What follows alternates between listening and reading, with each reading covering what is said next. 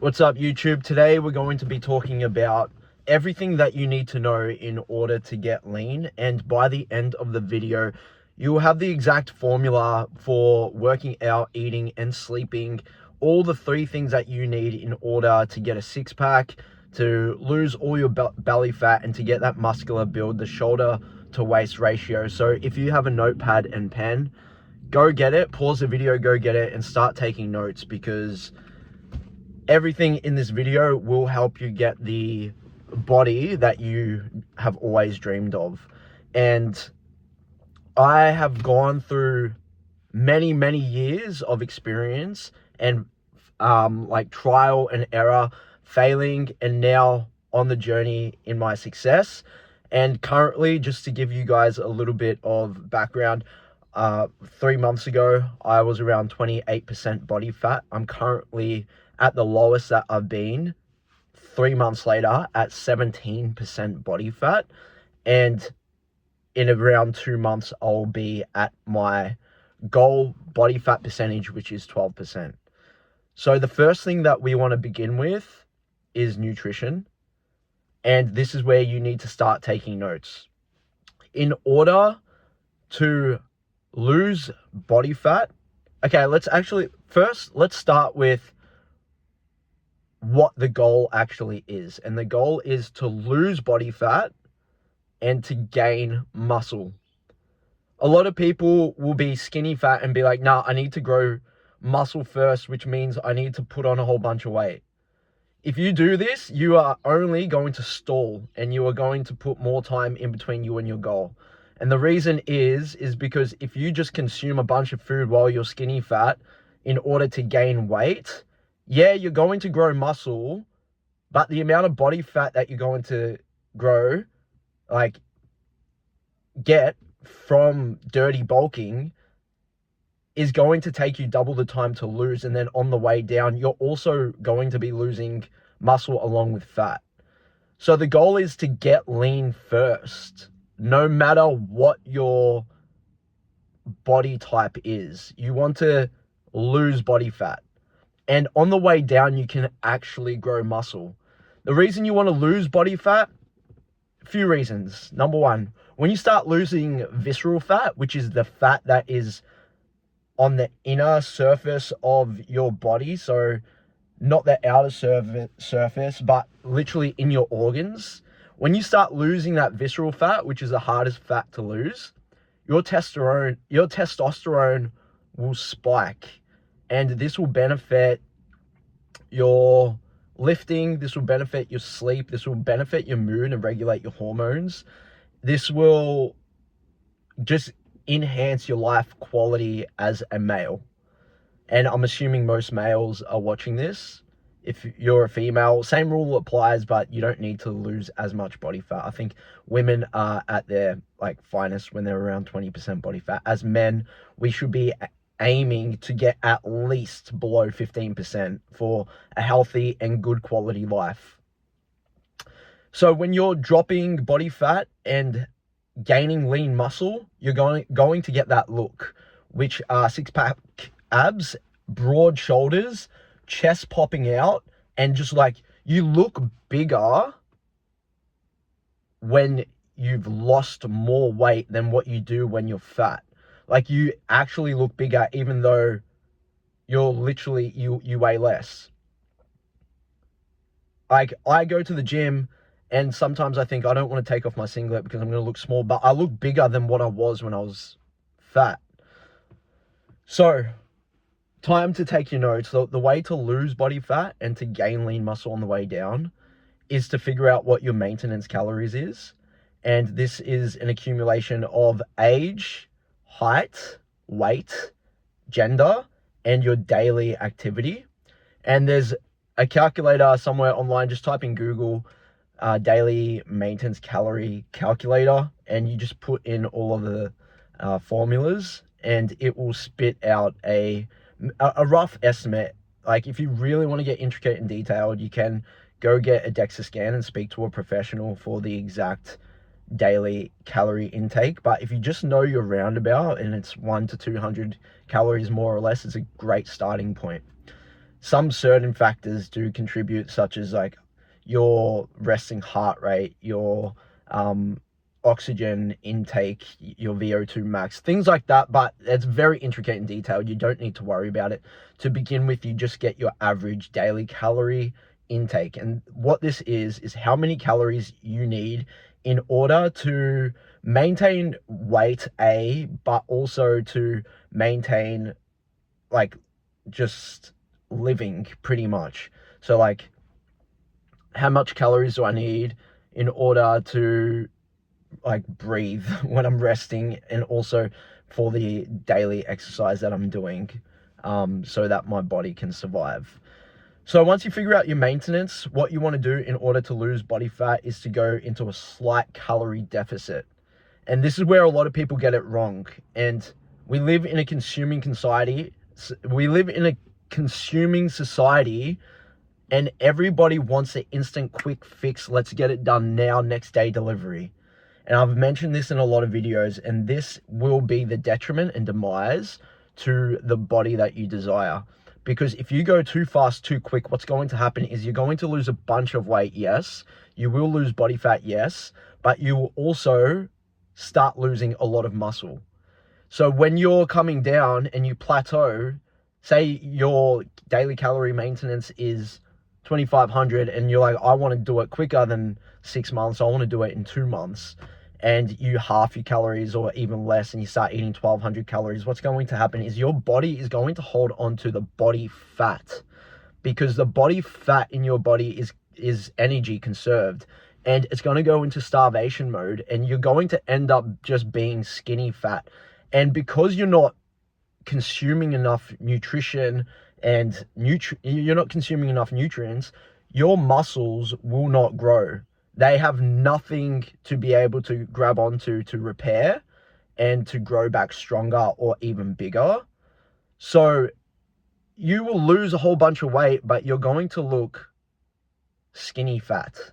And then you're going to have to reverse diet out of it, get your metabolism back up and rolling, which will take a very long time for your body to adjust to and get used to the food, and then start from point A again. And then this is why people go into yo-yo dieting, because they reverse back diet out of it because they notice that it wasn't sustainable and they felt like they're starving and they don't look good anyway. Then they get fat again and then do the same thing over and over again. And that's literally the definition of insanity. So I'm telling you that the only way to do it is in a slight calorie deficit, which is around 400 or 500 below your maintenance, which is very sustainable. And you can actually enjoy eating throughout the day.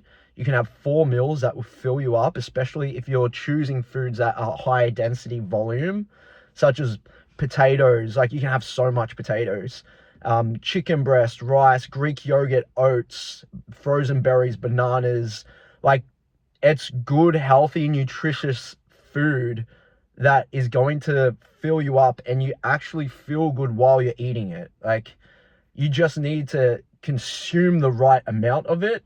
And for me personally, 2,000 calories when I started eating high volume, dense food is a lot, because they are full meals. You're not just like eating a donut and a Coke and then like mentally thinking, I haven't eaten today. You're actually sitting down eating, and then 4 hours later, you'll be like, wow, yeah, I had a whole meal. I can eat now. I should eat now, but I don't really feel like it. So the goal is to go into a slight calorie deficit. And the reason why is because time is on your side with this.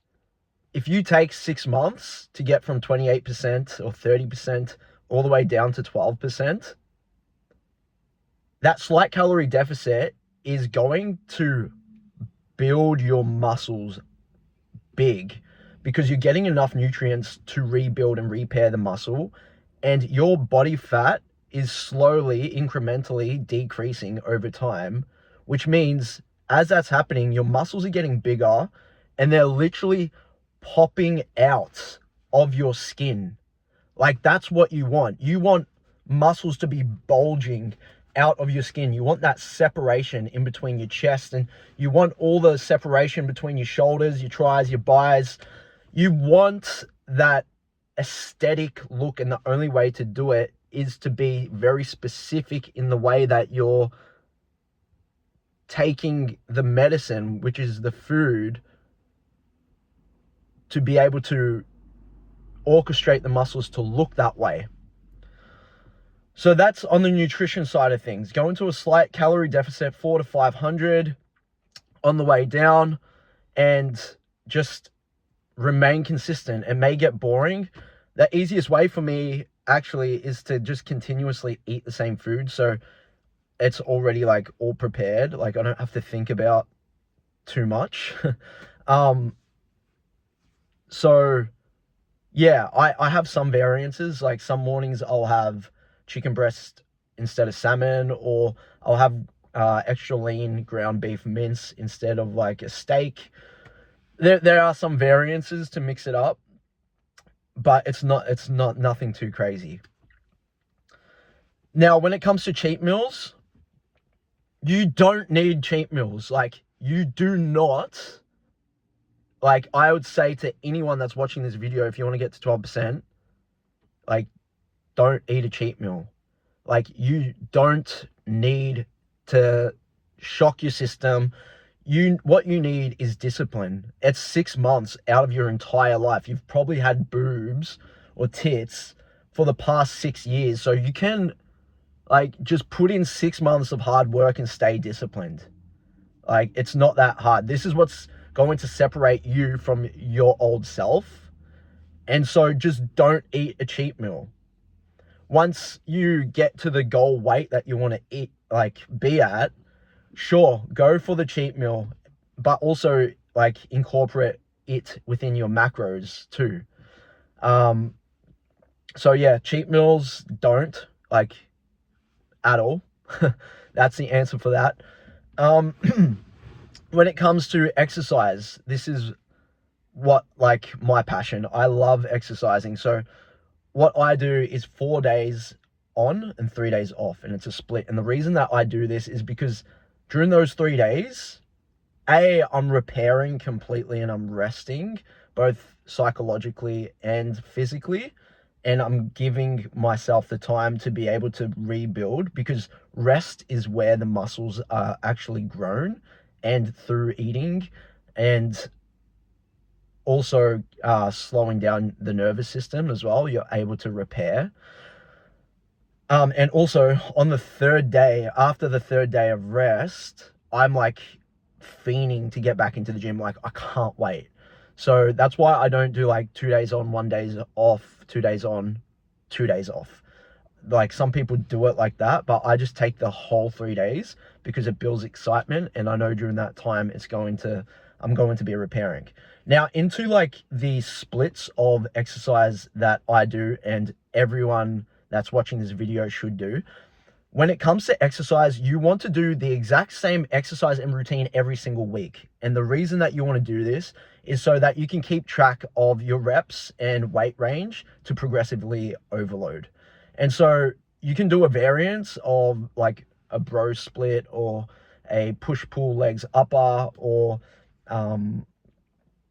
upper, lower, whatever variance it is for you. But the exercises have to remain the same. So for example, I start with a push day, which is bench press, and then I go into a shoulder press, and then I go into incline chest, and then after that it's a lateral raise, and then 2 tricep exercises. And that's the exact same workout every single Saturday. And usually I know who's consistent in the gym because I go at the same time on Saturday. So when I'm over at my tricep extensions at 2:15 p.m., this is how calculated it is, the same person will be there doing their exercise that they do on Saturdays. And it's a formula to progressively get better in every single exercise that you're doing.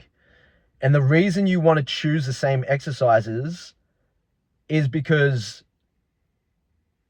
your muscle will grow with the more reps and weights that you put on every single week. It is being forced to grow because you're literally telling your muscle, I'm going heavier this week on that last exercise that we did. I need you to be bigger to be able to push it. Like, that is just like not the scientific explanation, but the logical reasoning that like our bodies literally tell us, if you're going to like go heavier, then I need to grow. But if you're mixing up the exercises, say instead of doing the bench press every single week, you go from bench press to I'm going to do like 100 push-ups, to then I'm going to, instead of the push-ups now, I'm going to do dips, and it's just never consistent, then you'll never get good at a single exercise and you won't give your muscle reason to grow. So when it comes to cardio, it's very simple. You just want to walk around 10,000 steps per day. 5 to 10,000 to begin with, and then as you're plateauing in body fat loss, you can increase that by 1 to 2,000 steps extra. You don't want to do any strenuous cardio activity because you want all the nutrients that you're eating to repair the muscles that you're isolating through weightlifting. And so doing the 10,000 steps per day will make the deficit larger. So say your maintenance is at 2,600 and you're doing 10,000 steps per day, you're actually giving yourself an extra 200 calories. So instead of being in a deficit of 600, you're now at 800 by eating 2,000 calories from under your maintenance of 2,600. So that's all you need to do. You don't need to go run or do CrossFit or F45 or go train for a marathon or an Ironman. If anything, you don't do any of those things. You just simply go for a half an hour to 45-minute walk, and it can be strolling, and it's just like very light, getting your heartbeat racing and getting out in sun and just keeping it very simple. So when you're training, you want to train. So the way that I train is literally explosive and every set to failure. And what I've started doing to even like grow my muscle more is punishing it by, like, after I finish, say, a very heavy lift on bench press, I get down and I start smashing out push-ups just to completely exhaust the muscle. And the next important thing after that is your rest periods in between sets. So I know this is a lot, so I hope you're taking down notes. Like, this is why I said at the start of the video, get a notebook and take down notes. You need at least 2 to 3 minutes per set to rest before going in for another one. Because if you don't, and say you only get 1 minute of rest in between a bench press, then you're not giving your muscle the full potential to lift as much. You're going in exhausted. So it usually takes around 3 minutes for the muscle to recover to be able to lift again. For around the same rep range. And always start with the heaviest first. And the reason for this is, say you're like lifting 60 kilos for 12, but you know it's not, and you're doing it as a warm up. This is going to exhaust your muscle and not give your muscle the full potential to be able to lift the heaviest that you possibly can with the most reps on the heaviest. So you're already tiring out your muscle before giving it the opportunity to lift the most that it can.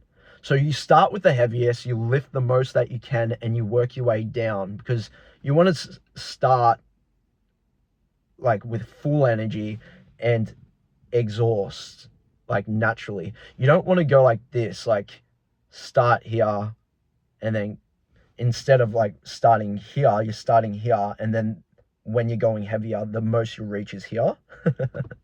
If you're listening to this on headphones, I apologize, but you want to start at your heaviest, as I said before, because you're giving yourself the opportunity to lift the most. Slowly exhaust the muscle. And you want to, so what I do is 3 sets. And then usually the 2 sets at the end are like very light, just to absolutely destroy anything that I've got left. So that's exercise, 4 days on, 3 days off, exhaust the muscle, start with the heaviest, light cardio. When it comes to eating, hit your macros, hit your calories, and like there are some theories on when you should eat or fasting and things like that. I don't look too deep into it, just as long as I'm getting all my macros in and I know that my body is getting the nutrients that it needs to be able to recover. The next one is sleep. And for 2 years, personally, I've been working night shift, so I've kind of used that as an excuse not to look after my health 100% and to go all in. But in order to grow in the gym, you need to be able to recover through sleep. And sleep is literally a superpower and a steroid, pretty much. If you are getting 8 to 9 hours of sleep, you're waking up and you're fully energized, you're fully prepared, your stress levels are down, your cortisol's down, and you're able to regulate your hormones. It does everything. And there's some studies saying that people that get the right amount of sleep get 15% extra testosterone in just 1 week. And that is literally what people go and take steroids for testosterone. So with sleep, an important factor of sleep is your circadian rhythm. And this is what time you go to sleep and what time you wake up every single day. And if it's consistent, your circadian rhythm will be aligned with the rest of your day and the rest of your week. But if it's not, then your hormones will be irregulated. Your body won't know how to adjust to certain different things. So going to sleep at the same time and waking up at the same time is very important. So you need to have discipline in order to turn your phone off, create a bedtime routine, such as like reading. So your brain knows, oh, okay, I'm reading, so I'm probably going to be asleep in around 30 to 45 minutes. Also, being in a cold room is very important because your body will shut down naturally. And regulating the noise, because I'm a night shift worker, I have to put on like white noise or waves crashing or rain, and also the darkness in your room. I had to put on blackout. I had to like create blackout curtains just so my room was dark during the day. So the darker it is, the more your mind is able to shut down. So that pretty much wraps everything up. As for time frame, it all depends on how consistent you are and how badly you want it. You can want it really bad and go in really fast and never get it. Or the other way is you could want it but not be consistent and not track your macros and just hope for the best and just never get it. The only way to do it is the right way, which is slow, painful, and honestly, like boring and repetitive. But it's there if you want to grab it. And once you do grab it, you realize that it's now just a lifestyle and you can never turn back, because the lifestyle that this does present is like you're literally at your peak and you don't want anything else. Like you see everything as setbacks to your full potential. So yeah, if you would like further details or you're just still confused and you'd like me to help you through this, I've got years and years of experience and I've helped some close family and friends reach their goals reach out to me and we can talk about setting you up for success and framing you up and getting you ready for the discipline that it's going to take in order to get that goal physique.